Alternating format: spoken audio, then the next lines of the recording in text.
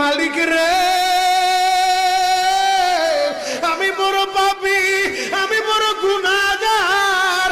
ও দয়ার আল্লাহ, আমি 10 বছর তোমার গোলামি করি নাই, আমি 20 বছর গোলামি করি নাই। আল্লাহ, আজকে মনিরুল ইসলাম শরীয়তপুরী আমার ভাই শোনা গেছে তোমারে বন্ধু বানাইলে ওই জান্নাত পাওয়া যাবে। মালিক রে, তুমি আমারে দাও না মাফ কইরা। যুবক রে, যদি কেউ আল্লাহরে বন্ধু বানাইতে পারে তার কোনো আর চিন্তা নাই, তার চিন্তার কারণ নাই গো বাবা।